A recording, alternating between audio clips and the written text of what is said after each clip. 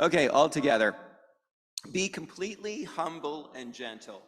Be patient, bearing with one another in love. Make every effort to keep the unity of the Spirit through the bond of peace. This is the word of the Lord.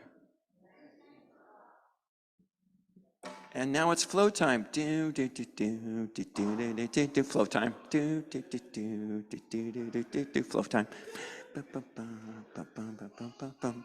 Simple Fun Church. All right, I'm going to quickly pray for you here, Flow. Dear Jesus, thank you so much for the wisdom that you have given us in Flow and for this opportunity we get to gather as a community. We just pray that you'll help open our ears to what you have to share to us through your vessel of Flow. Amen. Thanks.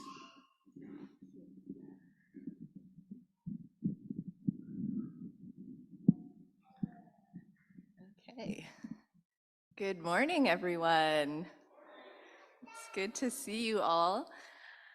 It's good to be here, standing up. We went through a bout of COVID, so that was rough, but doing much better now. Glad to be standing and not dizzy. So, yay, yes. So today I'm just going to share some thoughts that I've been having just about this idea of maintaining unity with difference. I've been thinking about this a lot lately, and I've been thinking about how we each have our own personal culture, a certain way that we view the world, approach life, decide what is right and wrong, have preferences that is distinct to ourselves. We see this develop already very early on in life. We naturally form our own opinions, and we have a natural tendency to think everyone must see the world the same way that I do. I remember hanging out with some friends of ours, and their daughter loved the color purple. Purple was everything to her. It was her world. She couldn't stop talking about how much she loved purple, her favorite color. It was the best color in the world. When all of a sudden, one of our kids got right up in her face and started aggressively shouting, "Purple is poo! Purple is poo! Purple is poo!" The poor girl immediately bursted into tears. Her whole world was shattered, and I was mortified. But the whole incident led to a very fruitful conversation with our child about how everyone has their own preferences and opinions, and we need to give space for people to have opinions that are different than our own. Just because he hated the color purple didn't mean that purple couldn't be someone else's most favorite color in the world. And this natural tendency to assume people must see things the same way that I do doesn't necessarily go away as we get older.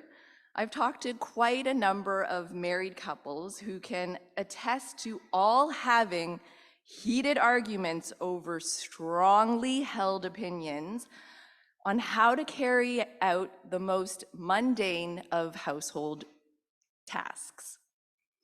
Should the toilet paper roll come out from on top or underneath? What is the right way to do the dishes? To pre-soak or not to pre-soak? Should you clean as you cook or just leave it all till the end? These hot topics have yet to find one side to come out on top. And I'm sure we can all agree that there are much more serious matters that have no solution in sight.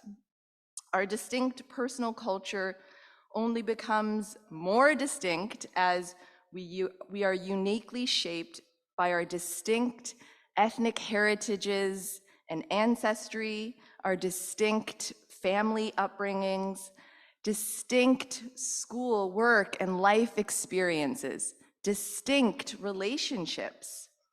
All of these factors shape how we view the world and have formed our opinions in ways that are unique to ourselves. And having the right to a personal opinion is supposed to be a given in this day and age, isn't it? After all, I am entitled to my own opinion, aren't I?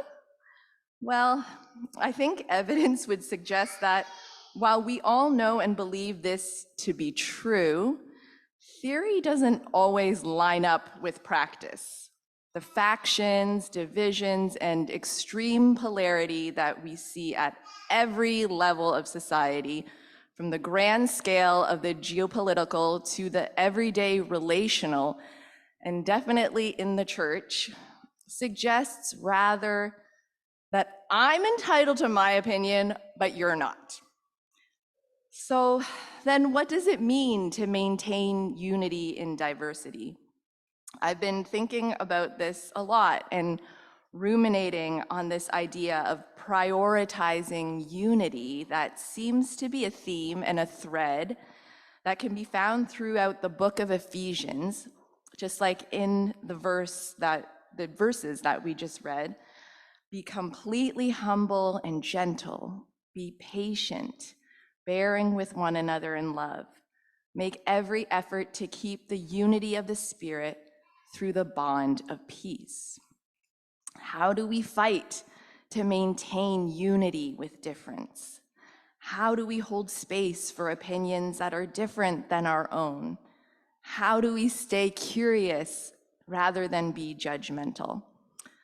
And I love how VEV fosters this kind of environment and culture, a culture that prioritizes listening and understanding, empathy and compassion, welcoming civil discourses, that envisions our God as generous and spacious and gracious and somehow able to hold all of the tension. I don't have the answers at all, but I think it does start with holding space for opinions that are different than our own. And so I have an activity that we're going to do I thought it would be, just a good like reconnecting activity and to get to know each other better and to just have space to hear different opinions, because what we all think matters. So this activity, it's modeled after a game called Spectrums that a content creator from the States created to start conversations that give this space. So first, we're just gonna watch this short clip of him explaining this game, and then we'll break out into groups and try it out. So we can just roll the clip.